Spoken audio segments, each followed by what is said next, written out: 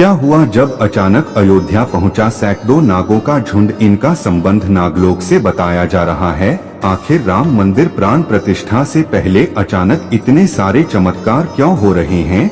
सबसे पहले गिद्धों का झुंड राम मंदिर के आसपास दिखाई दी, जिसे बताई जामवंत के वंशज कहा जा रहा है। लोग इनकी पूजा कर रहे हैं। इसके बाद कुछ भालू अयोध्या में अचानक से देखे गए, जो कि जामवंत का प्रतीक है। लेकिन अब एक ऐसा चमत्कार देखने को मिल रहा है, अयोध्या के लोगों के लिए ही खतरा साबित हो रहा है। आज की वीडियो में बहुत बड़े रहस्य से पर्दा उठने वाला है। आखिर राम लला नागों के साथ क्या संबंध था। प्राण प्रतिष्ठा से पहले इतने सारे सालों के बाद अयोध्या में क्यों निकल रही है, वो भी अलग अलग प्रजाति के। आगे बढ़ने से पहले अगर आप एक सच्चे सनातनी हैं, तो इस वीडियो को लाइक करके कमेंट बॉक्स में जय श्री राम का जरूर लिखें। 22 जनवरी सोमवार के दिन अयोध्या के नवनिर्मित राम मंदिर में होने जा रही राम लला की प्राण प्रतिष्ठा का सभी देशवासियों को बेसब्री से राम के भव्य स्वागत की तैयारियां जोरों शोरों पर। यह तारीख कोई आम तारीख नहीं है,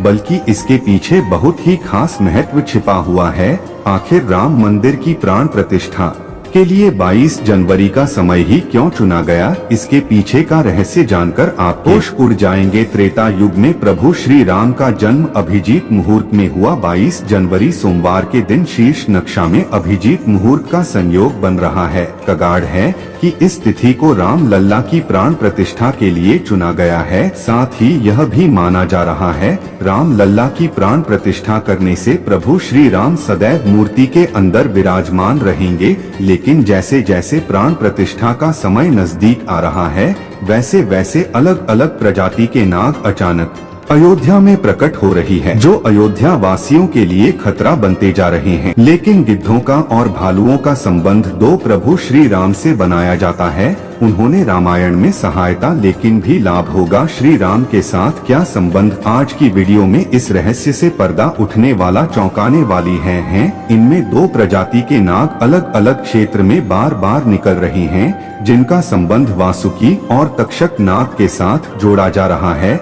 ऐसा कहा जाता है, प्रभु श्री राम के भाई लक्ष्मण साक्षात अनंत शेषनाग का रूप में, और वासुकी नाग तक्षक नाग और शेषनाग ही आपस में भाई हैं, जिसमें तक्षक पर वासुकी नाग पाताल निवास करते हैं और शेषनाग बैकुंठ में भगवान विष्णु की सेवा करते हैं। तो अंदाजा लगाया जा रहा है कि जब प्रभु श्री राम अपने भाई लक्ष्मण यानी शेषनाग और माता सीता के साथ अयोध्या धाम पहुंच रहे हैं, तो क्या शेषनाग के दोनों भाई पाताल में से उनसे मिलने के लिए बार बार प्रकट हो रही है। दोस्तों, यह रहस्य बहुत बड़ा है, क्योंकि अयोध्या के क्षेत्र से जब साहब को पढ़कर सुरक्षित इलाके में छोड़ा जाता है, तो वहीं साहब पुनः राम मंदिर परिसर में भी देखा जाता है, जिससे कई बार मजदूरों को भी काम करने में आए महसूस होता है।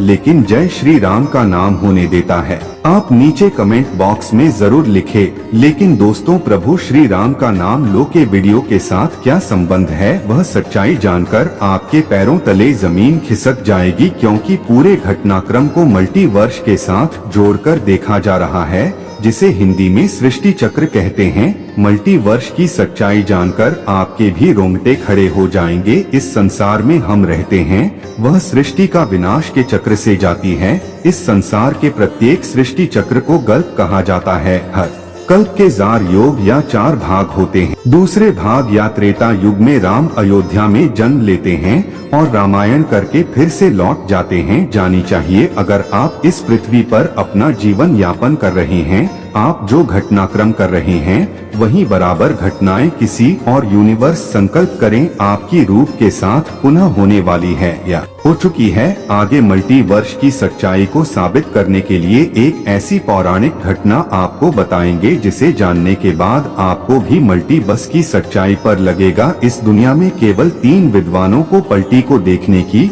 और उनमें जीने की, टाइम ट्रैवल करने की इजाजत जान गई, जिसमें पहले है वासुकी नाग, दूसरे हैं तक्षक नाग और तीसरे का होती थी तक्षक और वासुकी नाग के बारे में हम आपको बता चुके हैं। लेकिन सवाल उठता है, आखिर काकभुशुंडी कौन है और आखिरी दिन प्रभु श्री राम ने अमर कैसे बनाया। वेदों और पुराणों के अनुसार काकभुशुंडी ने 11 रामायण और महाभारत कल्प के अंत तक अपने शास्त्र स्वरूप में जीवित रहे हैं।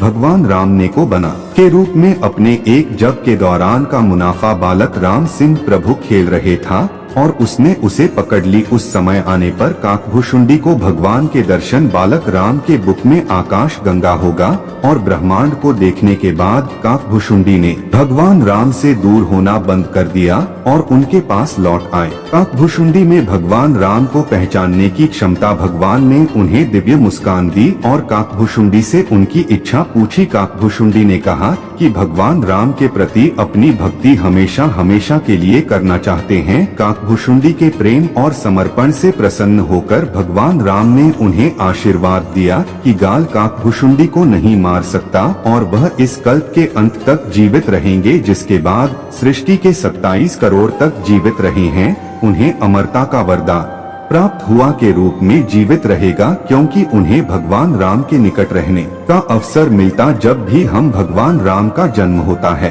अयोध्या जाते हैं और भगवान राम को एक बच्चे के रूप में बड़े होते हैं और खेलते हुए देखते हैं। यह भी हो सकता है काकभुशुंडी अयोध्या में भी हाल फिलहाल मौजूद हो और राम मंदिर के निर्माण कार्य को अपनी आंखों से देख रहे हो जानी चाहिए। तीनों विद्वान अपनी मर्जी से किसी विकल्प यानी यूनिवर्स में जा सकते हैं, टाइम ट्रेवल कर सकते हैं और अयोध्या में अचानक से नागों का पाया था आना को भी राम मंदिर प्राण प्रतिष्ठा से पहले तो इनका संबंध में वासुकी तक्षक नाग से लगाना गलत नहीं होगा। नागों के दर्शन मात्र से भक्तों का उद्धार हो जाता है, लेकिन कई लोग जो अभी भी मल्टीवर्स यानी सृष्टि चक्र को मानने को तैयार नहीं। लेकिन आगे कैसे कहानी आपको बताने जा रहे हैं जिसका संबंध रामायण से जुड़ा है और इसे जानकर आपको विश्वास हो जाएगा, वास्तव में हो जाएंगे। दुनिया में आने वाला हर इंसान उसी तरह साथ रूप में जन्म लेने वाले भगवान के अवतारों का भी इस धरती पर एक निश्चित समय है। उस समय समाप्त होने के बाद उन्हें भी अपने प्राण त्याग करके अपने लोग वापस लौटना। उसी प्रकार भगवान श्री राम नहीं लोक को छोड़कर वापस विष्णु भगवान श्री राम के परिस्थितियों में सबसे बड़ी बाधा उनके प्रिय भक्त हनुमान की। अनुमान के बोलते हुए यम क्यों इतनी हिम्मत नहीं थी कि वो राम के पास पहुँच में, लेकिन स्वयं श्री राम से इसका जो हल निकाला को मल्टीवर्स यानी सृष्टि चक्र के साथ जुड़ा हुआ है। एक दिन राम जान गए कि उनकी मृत्यु का समय हो गया। वह जानते थे कि जो जन्म लेता है उसे मरना पड़ता है। उन्होंने कहा कि या मुझ तक आने तो मेरे लिए बैकुंठ मेरे स्वर्ग धाम जाने का समय आ गया है। लेकिन मृत्यु के देवता यम अयोध्या में प्रवेश करने से डरते थे, क्योंकि उनको राम के परम लाख और उनके महल के मुख्य प्रहरी अनुमान लगता था कि के प्रवेश के लिए अनुमान को हटाना जरूरी था। इसलिए राम ने अपनी अंगूठी को महल के फर्श के क्षेत्र में से गिरा दिया और हनुमान से इसे खोजकर लाने के लिए कहा। हनुमान स्वयं का स्वरूप छोटा करते हुए बिल्कुल बड़े जैसा आकार बना लिया और केवल उस अंगूठी को ढूंढने के लिए 6 में प्रवेश कर से बचे थे।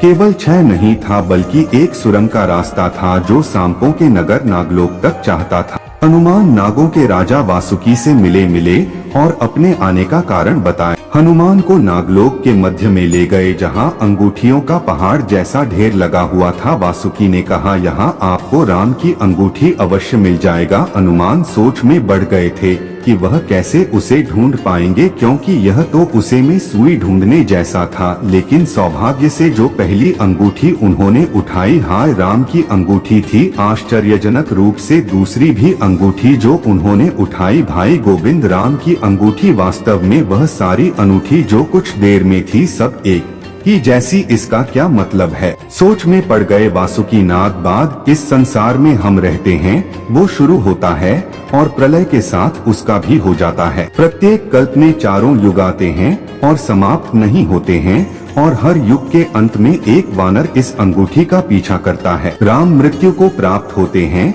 इसलिए सैकड़ों हजारों कल्पों से चली आ रही अंगूठियों का ढेर है। सभी अंगूठियां वास्तविक है, अंगूठियां गिरती रही और इनका बड़ा होता रहा। भविष्य के राम की अंगूठियों के लिए भी यहाँ काफी जगह है। हनुमान जान गए कि उनका नाग लोक में प्रवेश और अंगूठियों के पर्वत से साक्षात्कार कोई आकस्मिक घटना नहीं थी। यही मालती वर्ष का रहस्य था। राम जी का उनको समझाने का मार्ग था कि मृत्यु को आने से रोका नहीं जा सकेगा। गराम मृत्यु को प्राप्त होंगे, संसार समाप्त होगा, लेकिन हमेशा ही सारा संसार पुनः बनता है और राम पुनः जन्म लेंगे। इस घटना के बाद प्रभु श्री राम सरयू नदी में समाहित हो गए। उनके साथ अयोध्या का एक एक बार सिंह भी सरयू नदी में समाहित हो गया। कीट पतंगे और अयोध्या के पशु पक्षी भी सरयू नदी में समाहित हो गए। ऐसा कहा जाता है अयोध्या में जितने भी रहीवासी रह रहे थे सभी देवी देवताओं के ही अंश थे। प्रभु श्री राम लीला को अपनी आंखों से देखने के लिए अयोध्या में रहवासियों की तरह रह रहे थे। जब रामायण काल पूरा हुआ तो वह भी प्रभु श्री राम के साथ हमने अपने धर्म मात्र अयोध्या का भूभाग ही बच गया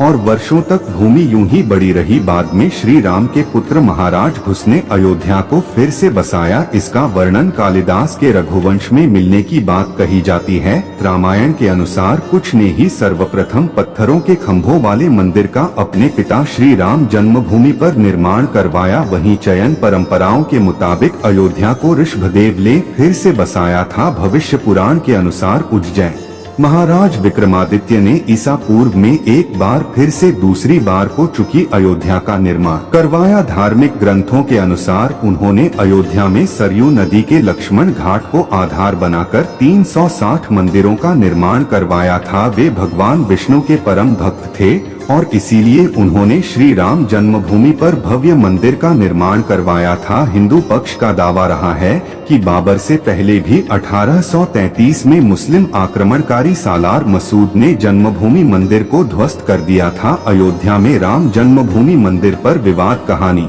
1528 शुरू हुई। हिंदुओं का दावा रहा है कि मुगल आक्रमणकारी बाबर ने उस पवित्र जगह को तोड़कर उस पर मस्जिद का निर्माण करवा दिया। अयोध्या राम जन्मभूमि बाबरी मस्जिद विवाद पर अपना ऐतिहासिक फैसला देते समय में सुप्रीम कोर्ट ने उनसे ग्रंथों को भी अहम माना है, जिसके मुताबिक सिख धर्म के संस्थापक गुरु नानक देव जी आक्रमणकारी बाबर के भारत आने से पहले ही भगवान राम की जन्मभूमि के दर्शन के लिए अयोध्या पहुँचे थे। गुरु नानक देव जी 1510 से 1511 के बीच अयोध्या आए थे, जबकि बाबरी मस्जिद 1528 में बनाई गई। इतिहासकारों के अनुसार वहां पर बाबर के कहने पर उसके सूबेदार में मस्जिद का निर्माण करवाया था। दिसंबर 1940 को राम जन्मभूमि मंदिर के इतिहास में एक बार से जबरदस्त बोर्ड आ गया। उस दिन राम लल्ला की प्रतिमा मस्जिद के अंदर अचानक से विराजमान। बाइक विवाद इतना बढ़ा कि सरकार उस ढांचे को विवाद में मानकर उस पर नाला लगवा को ढांचे के अंदर नमाज होंगे,